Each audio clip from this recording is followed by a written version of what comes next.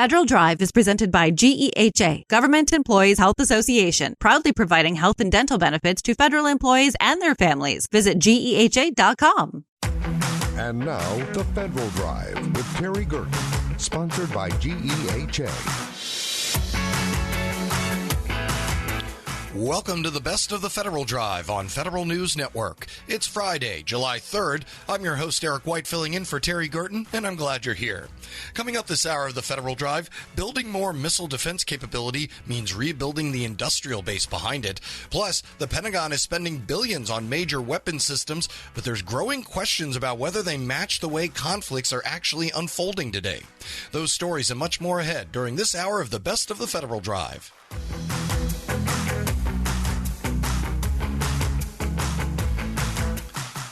We begin with this. Even with increased funding and production, rebuilding key missile stockpiles could take years, creating a gap between current demand and available supply.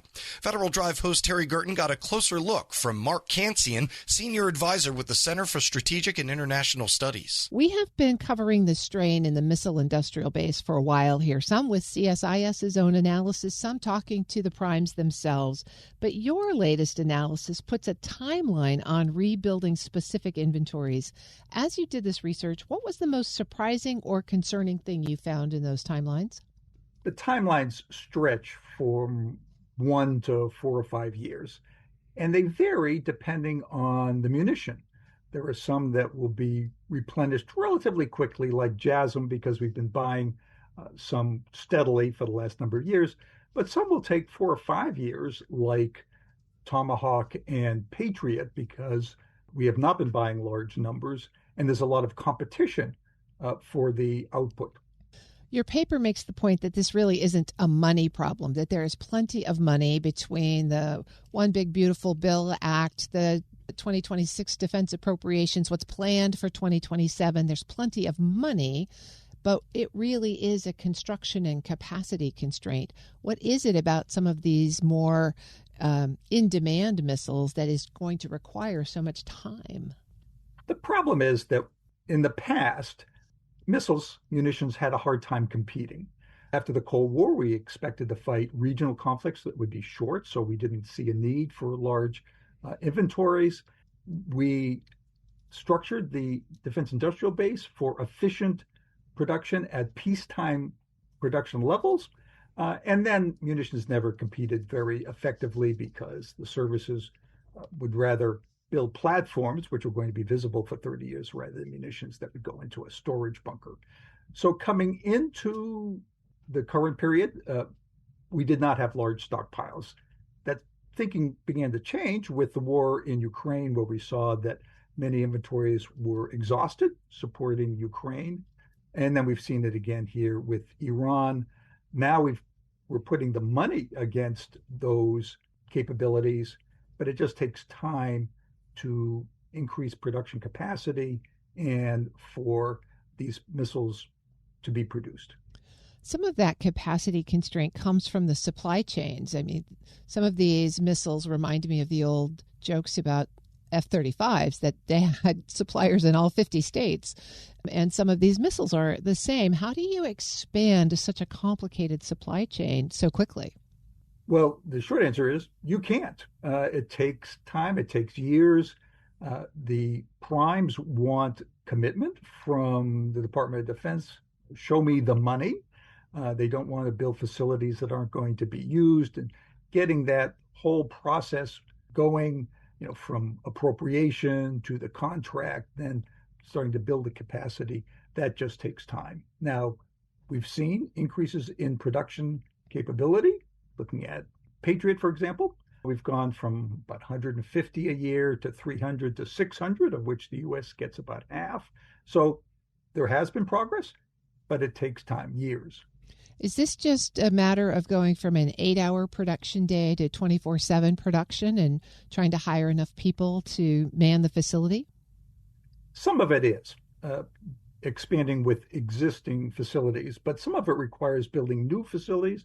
We're seeing that. Also, to get up to the really high production levels, you have to add facilities. And again, that takes time. When you look at the variability across weapon systems, the recovery timelines are very different, as you said at the beginning, some within 12 months, some 4 or 5 years. How does that uneven recovery then shape military planning for future operations? Well, it puts pressure on planning in the Indo-Pacific. We have enough munitions to continue any conflict in the Middle East if, for example, fighting were to start again against Iran. Although we've used maybe half of the inventory of 4 of the 7 munitions we looked at, we still have half of it left. The problem is that every missile you use is one less that's available both for allies and partners and for a conflict in the Western Pacific. Most analysts thought that we did not have enough munitions even going into this conflict, and now we have half of those inventories left. So we have this gap, this window of vulnerability in the Western Pacific. I'm speaking with Mark Cancian, retired Marine Colonel and Senior Advisor with CSIS International Security Program. Mark, let's pull on the Indo-Pacific piece a little bit longer, because there has been conversation about, does this mean that China sees a window of opportunity here to pursue some of perhaps their geopolitical goals? What's your sense? Well, there's no question that from a warfighting perspective, the U.S. is in this window vulnerability where we don't have as many of the preferred munitions. We're not going to run out of munitions, but when we run out of the long-range munitions, then we have to use medium or short-range munitions. That increases platform vulnerability. We have much more losses and therefore much more risk. But we also have to consider 2 other things that are coming out of this war that affect the Indo-Pacific. One of them is the demonstrated skill of U.S. military forces. Putting aside the political aspects of the conflict, there's no question that the U.S. has been able to exert air superiority over Iran, do that relatively quickly and easily. Our missile defense capabilities have been pretty good. And we've demonstrated these capabilities also against Venezuela and against the Houthis. So the Chinese are looking at this and wondering whether the U.S. might be a more formidable adversary than they had thought. They're very aware that their last combat experience was in 1979 against Vietnam, and they did very poorly. The other thing is that the Iranians have been able to do in the Strait what the Ukrainians have done in the Black Sea, and that is, without a conventional navy, exert presence and exert control. And the Chinese must be looking at the Strait of Taiwan and wondering whether the Taiwanese might be able to do that, particularly with the ramp up of procurement that they have begun. That's Mark Cancian, retired Marine Colonel and Senior Advisor with the CSIS International Security Program. Check out all of our interviews at federalnewsnetwork.com/Federal Drive and subscribe to the Federal Drive wherever you get your podcasts. Still to come, the Pentagon is spending billions on major weapon systems, but there's growing questions about whether they match the way conflicts are actually unfolding today. It's the Best of the Federal Drive on Federal News Network. I'm Eric White, filling in for Terry Gerton.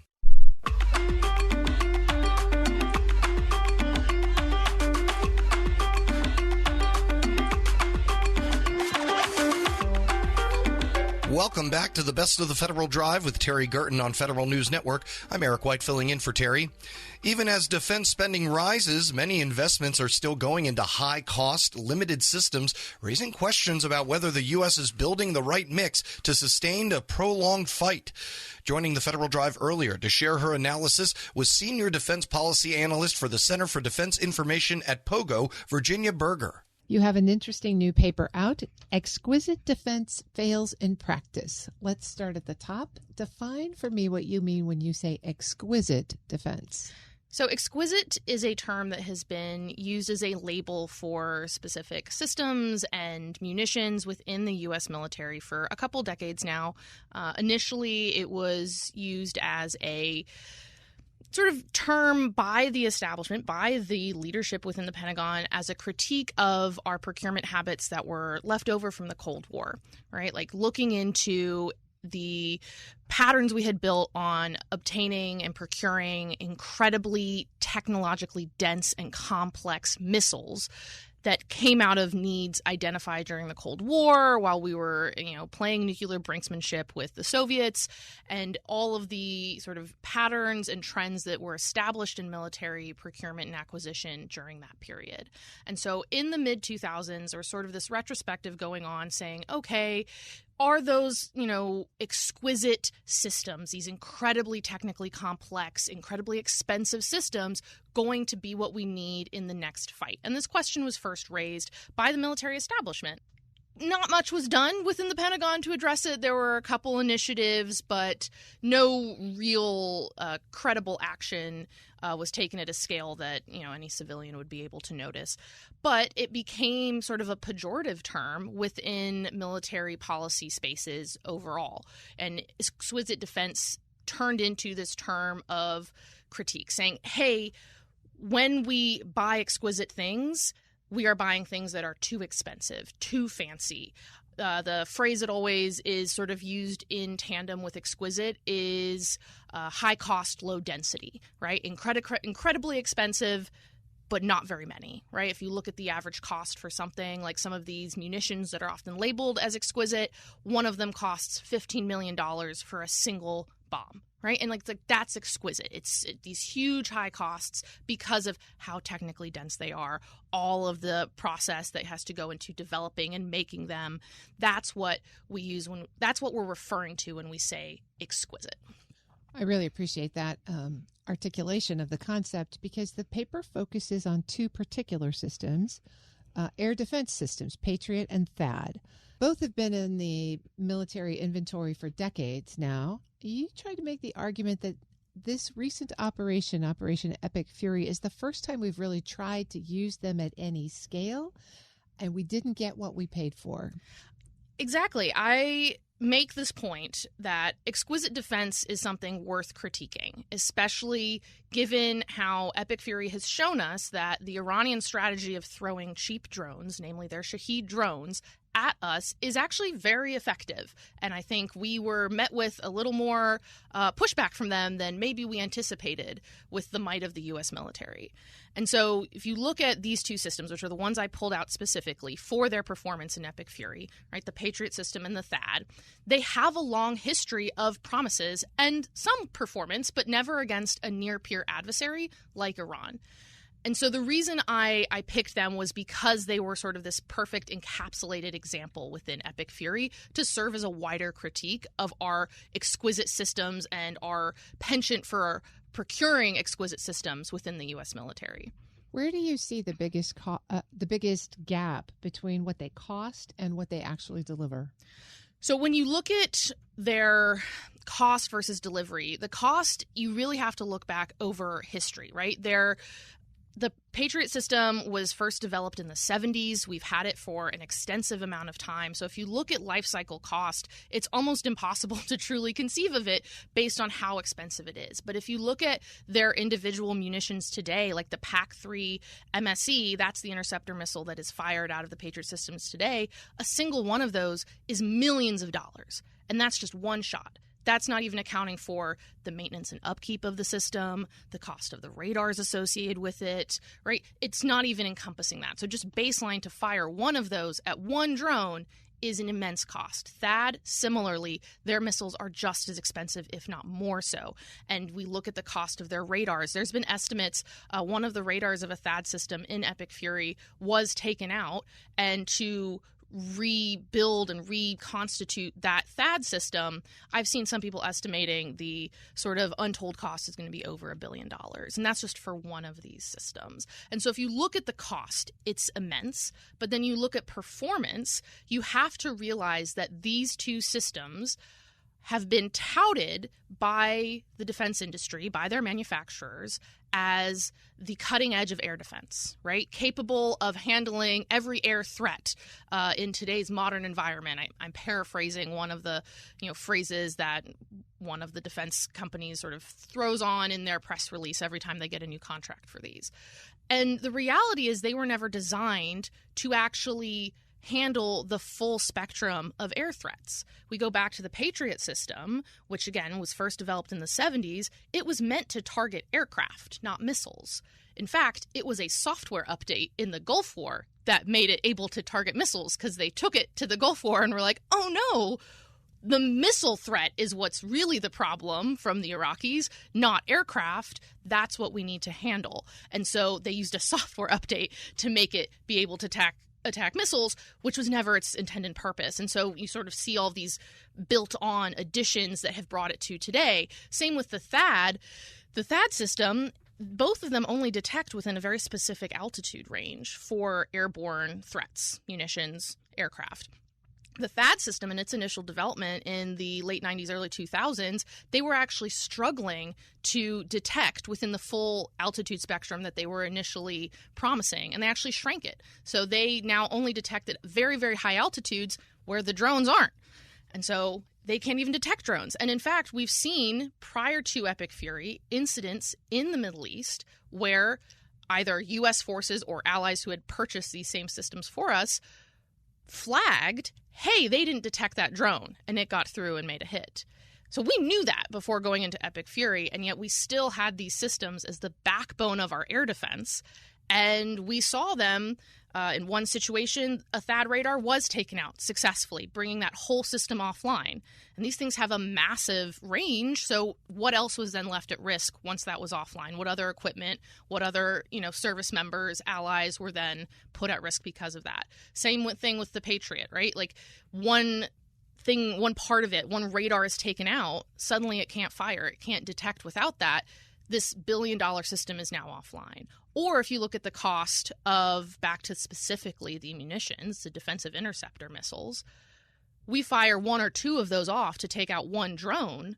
That's millions of dollars to take out a $20,000 drone.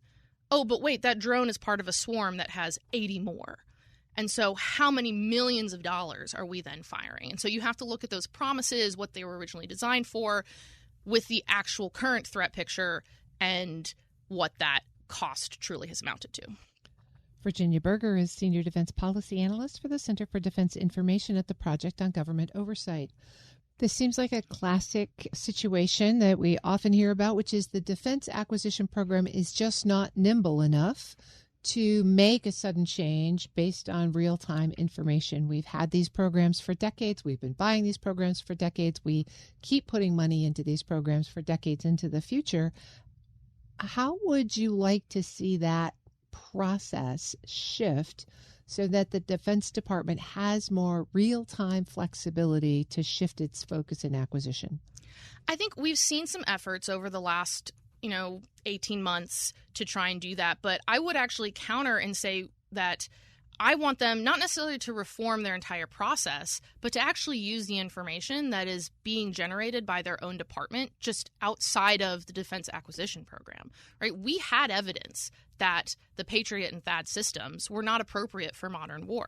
We knew that they couldn't detect low-flying munitions and low-flying drones. That was already evident from incidents the year prior and before that. And in fact, if you look at the Department of Testing and Evaluation, who continue to run tests on these systems, we had multiple annual reports starting from 2019 that showed, hey, we haven't been testing these. And this is the department itself saying we have not been testing these in a realistic combat scenario. We have not actually been able to test them and make sure that they could perform at the level necessary given what we expect our adversaries to throw at us in modern combat.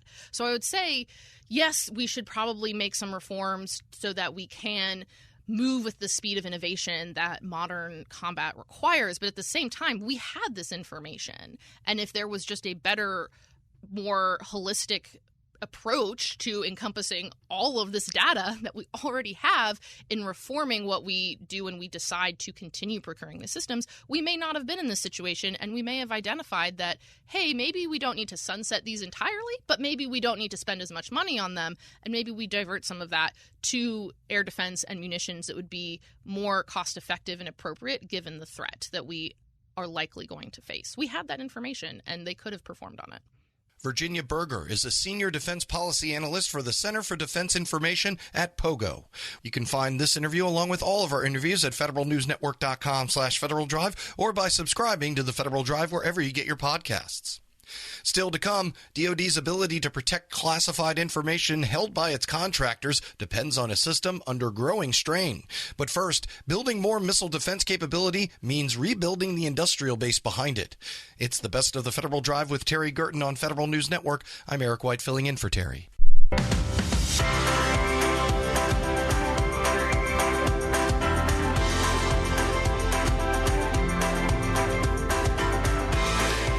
Back on the Best of the Federal Drive with Terry Gerton here on Federal News Network. I'm Eric White filling in for Terry. A new production center in Alabama reflects a larger effort to expand U.S. munitions capacity, but the real story runs through suppliers, hiring, and how quickly that system can respond to demand. As the Pentagon looks for more surge capability, industry is working through the constraints that shape what's possible. Tim Cahill, president of Lockheed Martin Missiles and Fire Control, joined the Federal Drive earlier to discuss what that means on the ground. You are coming to me from the floor of a new munitions production center that Lockheed is breaking ground on in Alabama. Before we jump into what's happening at that site particularly, I'd like to back up for a minute and talk about why. What is going on in the world right now? Our own operations in Iran, we've heard a lot about inventory and surge capacity in missiles. From where you sit at Lockheed, what is the state of the U.S. missile manufacturing industrial base? Absolutely, Terry. Happy to talk about that. So I think this trend has been developing since the Ukrainian conflict began a few years ago. There's a recognition, not just by the United States, but by the entire world, that first, national defense really is important again. And if you're going to be able to deter a potential opponent, and then if that deterrence were to fail, prosecute a defense actively, you need far more munitions than perhaps anybody in the world had estimated. And much of that is driven by the increased threat, the increased number of nations who have ballistic missiles, who have cruise missiles, and that kind of capability. So I think there's been a broad recognition that has been growing, that to do what we needed to do, both as a nation and globally as a free world, we needed more stocks of munitions out there. So what has changed, I think, now in the last few months is that the Department of War has a very innovative concept of applying commercial practices to this particular problem and providing for long-term agreements, long-term contracts. And that really is a game changer for us. That allows us to plan in a way and order material in a way and build tooling in a way that creates efficiencies. And those efficiencies we can apply back into the investments that were necessary to build the ramps, to build more munitions, for both for us and for the rest of the world. And so that combination makes it very economically viable to take the path we're taking. The United States clearly needs that kind of capability. So does the world. So we're here to respond. We've been investing. We're over $1 billion into what will be a $9 billion investment over the next several years to increase capability across the board, to get all of our suppliers up to speed, and to go ahead and execute those ramps and produce at volumes that are relevant for what the world needs now. You just tossed out a number, $9 billion as Lockheed's investment into capital and capacity. Talk to me about the combination of signals that came together to tell Lockheed this really is the time to make that kind of a commitment to expanding capacity. Yeah, absolutely. So the notion that the stockpiles that were necessary worldwide has been growing. And the longer, say, Ukraine continues, the higher those numbers get. So this has been a building momentum, if you will. As we've built up our backlog worldwide, that has turned into real orders. And then the catalyzing event was the notion that the U.S. government would provide that long-term commitment for a large enough number that made it clearly viable for us to go ahead and put significant, again, to the tune of billions of dollars worth of investment in. It basically made the business case for us. And so in the end, it's one of those, in business, you look for that classic win-win, right? We're in the business of protecting countries, protecting population, and protecting troops, but also staying in business. That's what we're supposed to do for our shareholders. When that matches nicely with a national need, as well as a demand that's coming from worldwide, that all comes together. It really is a win-win. We can apply those resources, and that's what we're doing. We are off to the races, all hands on deck. Even being off to the races, though, that does not mean that the next missile's going to roll off the production line even 30 days from now. The word I've heard applied to missile manufacturing is exquisite, that there is so much detail and so many pieces, and it's so complicated. So what really does have to come together, $9 billion worth plus, I'm sure, to build a production capacity that can meet that demand on a predictable basis? Yeah, that's a very good question. So the first thing I will say is we are actually going to increase the number of munitions year over year as we move forward over the next several years and we hit our ramps. Now, part of the way you do that is you actually surge within the facilities that you have and the tooling that you have, and we can do that. And for example, in the Patriot PAC-3 MSE interceptor, which we also build in Camden, Arkansas, we've been doing just that. We have been increasing capacity every year and capability every year, and we're actually ahead of our commitments there. So we do have capability as we're looking for new tooling and bringing in new suppliers. We do have the ability to surge. But to your point, ultimately what you need is new facilities at some point, additional tooling, additional people, additional material. So the key is to work in concert with the Department of War to make sure we got the right investments in the right places, to everything from titanium on one end of the spectrum all the way up to circuit card assemblies on the other end, and that all of our partners, without the entire supply chain throughout the entire United States, and to be honest, throughout the entire world, have the contractual authority they need, the commitments they need, the investment they need, the people they need, and the priority they need in terms of getting that tooling and equipment and getting it as quickly as we can. And the Department of War has been a great partner here. They have been energizing the entire supply chain for us and driving that sense of urgency so everybody understands this is a national imperative. And so when you do that, it doesn't come overnight, but you can build on a gradual basis over several years and significantly increase output. So we will quadruple the number of THAADs that we're building. We're going to triple the number of PAC-3 MSEs that we're building, and we're going to probably double to triple the amount of prisms, the strike missiles out of Camden that we are building. And that's just the start. There's a number of other munitions have yet to come. But that's what unleashes all this. It's that demand, that urgency, that support from the U.S. government that says this is important, and we're going to do whatever it takes to make sure everybody involved knows it's important first and then has the resources to make it happen. Tim Cahill is president of Lockheed Martin Missiles and Fire Control. Mr. Cahill, let's talk about that supply chain. When you mentioned THAAD missile, your press release itself says 750 U.S. companies across 42 states are part of that supply chain. So when Lockheed Martin says it's going to triple or quadruple production, what is involved in making sure that you've got that supply chain aligned from top to bottom, both people and places and stuff? Yeah, no, that's a great question, Terry. And you got it just right. We need all of those suppliers. The one thing about a missile system, especially one that is complex as this one is you need every single part. You can't one part short and you don't have a missile. So we are working across all of those partners. We have identified with all of them exactly what they need to proceed with those ramps. And I will say one of the most important things that is happening right now is that the Department of War is partnering with us to identify all the things that we don't have to do, perhaps, or that we're a little conservative, perhaps, or where we can take a little more risk, perhaps, because those all translate into time. If we can reduce the amount of testing, for example, using AI, using advanced tools that you have available in 2026 that you perhaps didn't have back when some of these regulations were written decades ago, you can give yourself confidence early that you're on the right design path. You can predict with AI how the systems will age instead of perhaps running them through aging tests. You can look at the actual requirements that you have and apply what you've learned now over the years and ask yourself, do I still need these same requirements? Perhaps do I still need these same reviews? The department has been wonderful about doing this. That is an incredible enabler. There are weeks and months that can be taken out of these schedules with a thorough examination of the requirements, the regulations, certifications, and test. And so you combine that with, again, that priority, that investment, that drive that's coming out of the administration right now.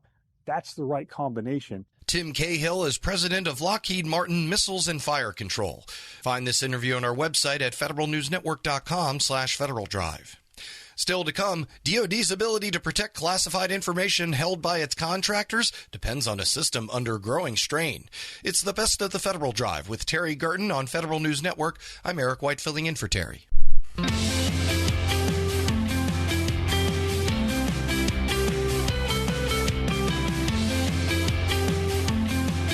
You're listening to the best of the Federal Drive with Terry Gerton on Federal News Network. I'm Eric White filling in for Terry.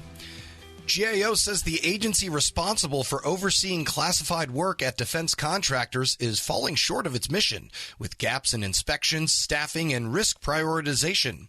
Joe Kirschbaum of the Government Accountability Office joined Federal Drive host Terry Gerton earlier to explain how those weaknesses affect security and what changes matter most now. This is an important topic, industrial security concerns. With combat operations, we're hearing about challenges protecting classified information in the industrial base. As you began this report, this assessment, what were the critical issues that GAO wanted to look at? The issue of protecting classified information has indeed been around a long time, even before there were computers and automated information systems. But obviously the advent of those systems in the information age has made it much more complex. So we look at the way the U.S. government protects classified information across the board, both within executive branch agencies and, in this case, outside the government, contractors, businesses who, through government contracts and other arrangements, have to have access to classified information and protect that information. So we're interested in seeing how they do that and how the government ensures that security standards are met. Before we get into the gaps that you found, walk us through how the industrial security system is supposed to function. What is DCSA responsible for? How is risk management supposed to protect classified information across the contractor base?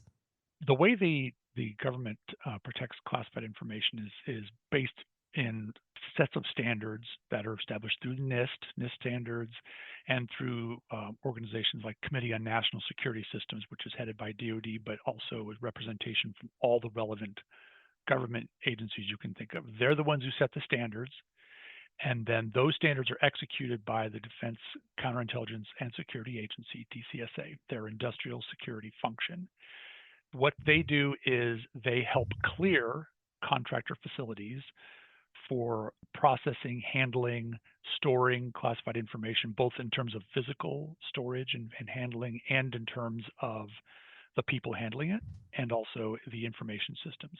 And the way they do this is through, first of all, kind of certification for clearing those facilities in the first place to operate a government contract with those facilities.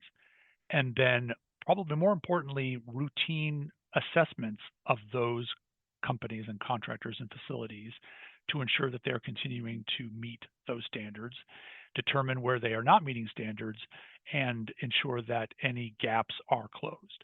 That's the way that's supposed to work. It's generally the risk management approach, and it is all about risk management approach. It's about determining how well these facilities are meeting standards, determining when they are not and how to address them as rapidly as possible, and also determining what the weight of those facilities are, because they're not all the same. So where should the weight of effort be? The way the industrial security program works is they have about 329 field or regional operators in 2025 that oversee and do security assessments at about 12,500 cleared facilities and upwards of 5,500 classified IT systems. They do routine investigations and assessments of those facilities. As you looked at those routine inspections, you noted that DCSA is completing less than half of its required inspections, about 4,600 in FY 2025, and still documenting hundreds of violations and vulnerabilities. So when you look at that, both the limited number, I guess, of inspections and the huge number of findings, what does that tell you about how well risk is actually being identified and managed? So those are exactly the concerns that we have when you look at the information. Yes, there unable with their current resources, the numbers of field operators and regional operators, to cover the number and frequency of the security assessments that they are required to do. And it's roughly on a 12 to 18 month cycle. The standard is for there to be routine assessments. The way the guidance sets it out is between 12 and 18 months. And they're not able to do assessments of all of those facilities in that time. So yes, they're behind. And when you look at what they find, the numbers of security violations, how they're categorized, it matches kind of what we've seen in other areas in terms of cybersecurity. And I mean, by and large, 60% of all the violations are data spills, unintentional data spills. Those are the kind of things you find in most cases in the cyber realm. Upwards of sometimes 80% of anything you hear as a cyber incident is some cases a dumb mistake or somebody not doing what they're supposed to be doing. That's the realm of what they're finding in most of the security violations. What we do see from the data also is when they do find those security violations, you look at kind of how they break out, and most of them have been on the books for under 30 days. There's about an average of about 67 days for them to identify them, develop a plan with the companies, and resolve those security vulnerabilities. That's pretty good. They're doing a pretty good job of actually managing the vulnerabilities they find. The concern, of course, is by not being able to do the number and frequency of security assessments over time. What they find is, for each delay that they have to do for a facility, there's somewhere upwards of 1.5 to 2%, or 2 times the number of potential violations. They tend to stack up, which is what happens. It's exactly what you'd expect. You don't do assessments over time, you get more of these kind of hygiene vulnerabilities. And the concern is that those will allow much more to slip through the cracks and increase the overall risk. I'm speaking with Joe Kirschbaum. He's a director of defense capabilities and management issues at GAO. Joe, the report points to several capability and capacity shortfalls at DCSA, limited analytical tools, workforce shortages, challenges at the regional level. As the cyber threats to private sector companies increase, especially in the defense industrial base, which of these capacity challenges poses the biggest risk to DCSA, and how can they be addressed? The overall risk is kind of a combination of things, and it is to the adequacy of their risk management system, the industrial security program's ability to assess where the risk is and how best and most effectively to address it. So, for example, on the numbers of staff, the numbers of staff has been insufficient for them to do the numbers and types of security assessments that they want to do. One of the things that we have recommended is that they do an assessment of just what they would need to address those resource gaps. And among those things is taking advantage of the risk management framework to determine what facilities need more attention than others. So, for example, there's a large number of facilities that are called access elsewhere facilities. They don't actually store classified information on those facilities. So, for example, those may not need the number, frequency, and type of security assessment as others do. They can put those resources elsewhere. That's one of the things that DCSA is looking at. That's one of the things we recommend that they do that would help some of the resource issues. Others are like some of the tools that they have to do those assessments and manage that information. They're outdated. They're like the next best thing to just a spreadsheet that's passed around back and forth. They don't have the kind of tools for facilitators and people in the industry to query, to find trends in the violations, to share information back and forth. And then also improvements in their overall information systems, which they are doing, but gathering information from the users of that system that will make it much more effective and efficient to operate. Joe Kirschbaum is Director of Defense Capabilities and Management Issues at the Government Accountability Office. You can find this interview along with a link to the report at federalnewsnetwork.com/Federal Drive, and you can find all of our interviews if you subscribe to the Federal Drive wherever you get your podcasts. The Federal Drive with Terry Gerton is produced by me, Eric White, along with Michelle Sandiford. Our web editor is Stephanie Wright. For the latest updates, stay with federalnewsnetwork.com or follow us on Facebook and LinkedIn. I'm Eric White filling in for Terry Gerton. Thanks for listening.